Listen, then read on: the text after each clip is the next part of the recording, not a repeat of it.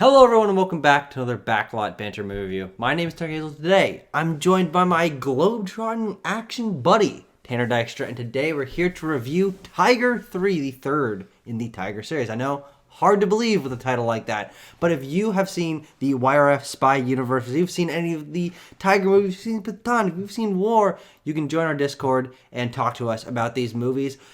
Or you can leave a comment talking about them, and of course subscribe and like the video and all that. It's YouTube. You gotta do it.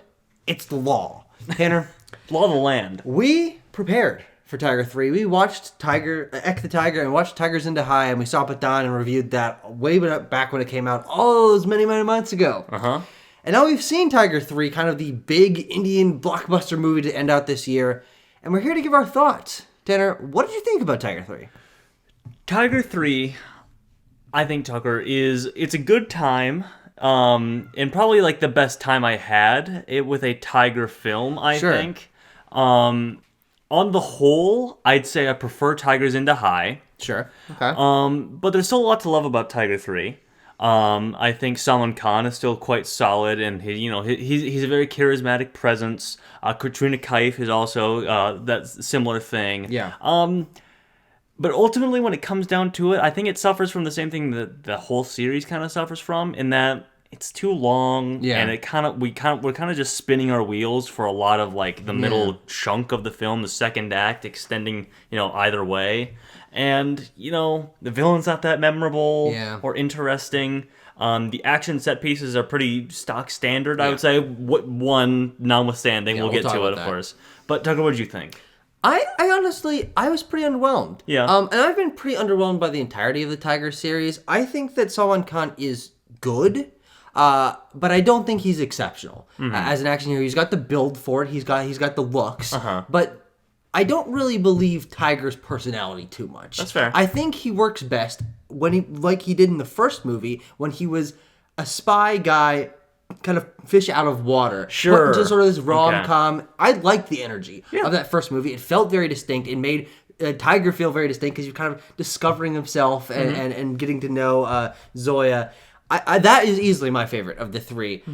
I liked elements of Tiger 3, but on the whole, I don't think there's almost anything that like really stood out about this. That's fair. I think other than a couple of moments, characters are fine. Action is fine, sometimes not that good. How much I want to talk about. Reasonably poor villain.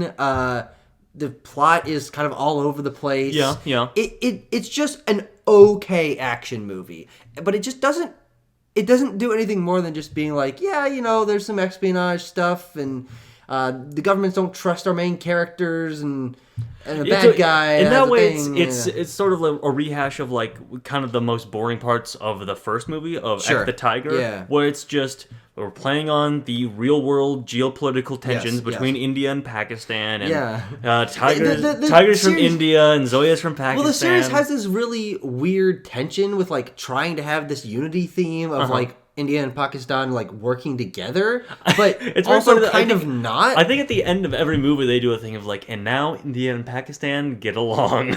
Yeah, but then that never holds, and then the villains are. So where do you want to start with like really drilling on this? Should we start with the plot, or should we start with like Salman Khan? Let's start with the plot, because give me a quick recap if you will. Okay, so Tucker, there is a new prime minister of Pakistan. Yes. She's one piece. She's all about peace. She's all about peace. And it's gonna be great, guys. But Tucker, there's also a guy who doesn't want peace. No, he doesn't. Yeah. He wants to be the dictator of Pakistan. He does. And his name is, if you have it pulled up there, Atish Rahman. Thank you, Atish. Yeah. And he wants to basically do a hostile takeover of the government. Unclear what his real goals are. Just kind of take over the country via sort of framing Tiger as this terrorist, and then coming to the rescue and like ascending to the leadership of Pakistan. Which of course that's how that works. If you save the prime minister, you become prime minister. It's like getting yourself. The key to the city, kind of. It doesn't make any sense. And here's why I think the plot and the villain really fall apart is they give you this backstory of Atish, who has this connection to both Tiger and Zoya before they knew each other, and they've got this personal history where his wife and unborn child, were killed. Yep. but that doesn't really play into the plot of the movie. No. It is a motivation, and a pretty solid one, but it's brought up so little that it never feels like it matters. The film operates the same way with or without that without that background. Exactly, and it's interesting, but the overall plot is he just wants power. Yeah, he just wants to be a dictator. And the other thing that makes this not work is the guy that's playing Atish, Emraan Hashmi, he's okay. Yeah, but he's not bad. He doesn't have an intimidating presence. No. He doesn't feel like a guy that's super conniving or powerful or has connections. They do a lot of saying that he knows people and saying that he can lead a group, but like we never really get a real sense of that. My gold standard for, because obviously we're gonna be comparing this to a lot of the other Indian blockbusters that we've seen. Gold standard for intimidating presence? Jim? Jailer. No, Jim in Pathaan. I was gonna say the villain in Jailer. Okay, yeah. I think he just has that like. He walked into a room and you're like scared of him. Well, that's true. Just that's also SRK. Like, that's fair. That's fair. But I think SRK has like this. Oh no, sorry. I'm thinking of Jawan. I'm getting them all mixed up today. But this guy's just kind of stock standard. Like I'm not going to remember anything about him as a villain. No. Salman Khan, he's kind of doing his thing, as we kind of mentioned. He is solid. He is a solid, charismatic presence here. He knows how to carry an action film. He's been doing it for decades. Yes. And at a certain point, you kind of gotta be like, he kind of feels like he's going through the motions a little bit here. Yeah. He's not as like sort of bumbly and sort of fresh faced as he is in Ek the Tiger. Yeah. He's just like settled into this air of confidence about himself as a movie star, and especially with the tiger character. Yeah. That can be fun, especially when it's put in unique scenarios. But the unique scenarios are what's really lacking in this series. They're few and far between, especially in this last movie. And for the action, it didn't start off on a strong note for me. Yeah, that's fair. And I want to... The rooftop motorcycle chase? That rooftop motorcycle chase is one of my big issues with this movie. Okay. And I think it's not as... The issues that I have with that action sequence aren't as bad in the other action sequences, but they are indicative of why the action in this movie isn't... And frankly, the series as a whole isn't like exceptional or super memorable. It's a lot of fast cutting. We almost never get to see impacts. There's never like actual choreography.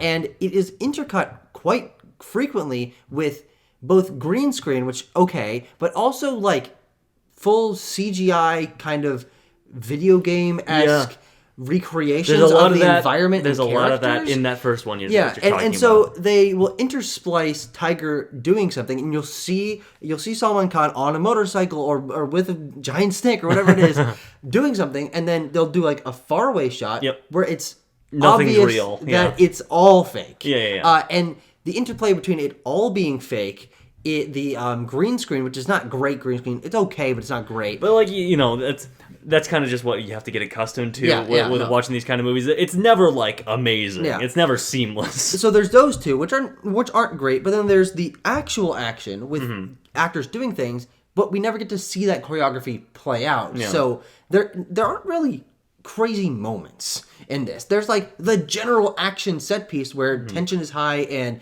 music is loud, but I don't remember a cool moment of hand-to-hand combat. Or let's get to it here. Let's stop beating around the bush and talk about the cool moment of the film. So spoilers, if you haven't seen Tiger 3, it gets a tepid recommendation from us. It's okay. It's a good way to spend your time. If you're a fan of YRF Spy Universe, go see it, but there's not really a reason to seek this one out. You're not learning anything really new about Tiger as a character. You're not like, this isn't the smash hit of the season.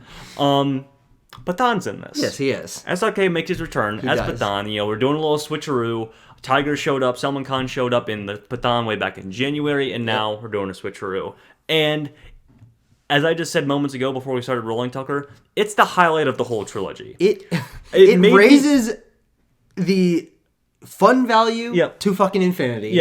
And frankly, the choreography and action are more spectacular 100%. In that scene. And I think it also, unfortunately, kind of highlights why the personality of the Tiger films and maybe Salman Khan as Tiger, like why they don't work for me as much as Pathaan did, which is easily the best of this YRF Spy Universe. Yeah. Without a fucking doubt. Noting that we haven't actually seen War yet. That's true. We haven't seen that but one. It'd be hard to top. Because what was so cool about Pathaan was that it was using tons of CGI and tons of green screen and stuff, but it was committing to that CGI identity by going off the charts. It was going over the top. Yeah, it was going people over were the doing top. superhuman things. The we're stunts flying around on massive, like giant jet-powered hang gliders and whatever, and like holding on to fucking helicopters. But what was that one of the good? Pathaan in Tiger 3. Pathaan in Tiger 3. Yeah. So he's great, and it raises the stakes. I think like I said, it's an interesting scenario that we put Tiger and that we put Salman Khan in that changes up the dynamic of his character, where he's now balanced out with the charisma of SRK, and they both kind of have to, they can both quip back and forth to each other, and maybe it would get old after 2.5 hours, but for this 10-15 minute sequence, it like gets you on the edge of your seat. And I have to ask, like, how long are they going to hold us by the balls and not put these two in a full movie together? Well, there is an announced Tiger versus Pathaan movie, January. No. It's like April 2025. Okay, sounds good. So right a while War yet. Too. Yeah, no, so it'll be a while. It's filming like soon. Okay, that's good. But it's coming. They know what they have here. They've done it twice, and they know why it works. Yeah. And so they're like, we're putting it in the full feature film, and I am appreciative of that. But like, I just want a way for them to sort of like backfill that sort of energy into these solo films. Yeah, it's interesting that they did it twice, and how Tiger works so much better as kind of the straight man to Pathaan's like kind of goofiness and like bumbling nature. I mean, he's exactly what we were saying. He's over the top. He's way more over the top than Tiger is. Yeah, and I think the two of them work very well together and makes that sequence really interesting, especially because then they're doing things like there's grenades going off everywhere and tons of guys, and his camera's a little more zoomed back, and so we're getting a little bit more of the choreography and spectacle that we loved so much in Pathaan, but was lacking out of most of the action sequences here. But I do want to give one specific element praise, which is Katrina Kaif as Zoya. She's been my favorite part of this whole trilogy, frankly, across it.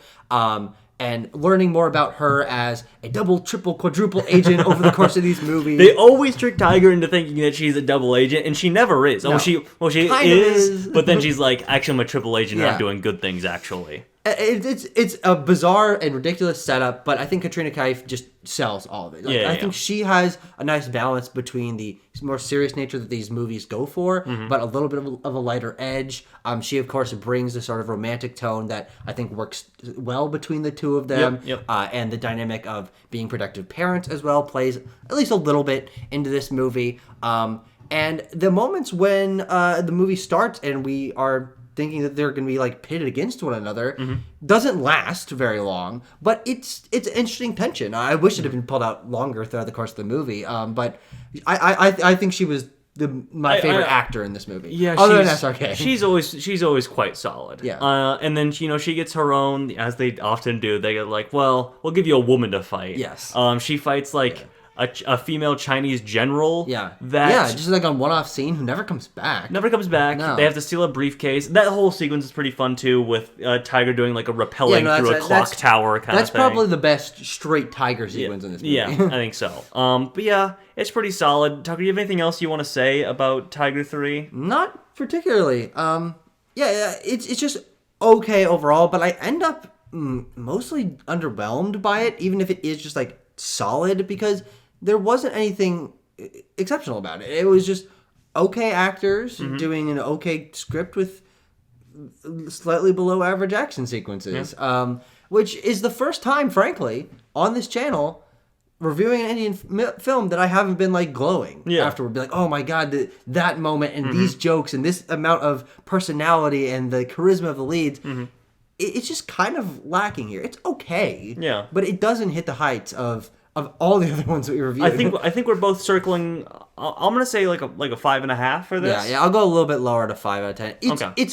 It's fine. It's not a waste of your time. Yeah. But I was hoping for a little more out of a culmination. I think my expectation was they had two Tiger movies. Not a hugely long time ago, but back a couple years ago. 2012 and 2014. 16, but and that's before the yeah. YRF Spy Universe becomes what it is with War and with Pathaan, especially learning from those. I was hoping that they'd be able to take it in a little bit more creative direction, but they kind of just made another Tiger movie.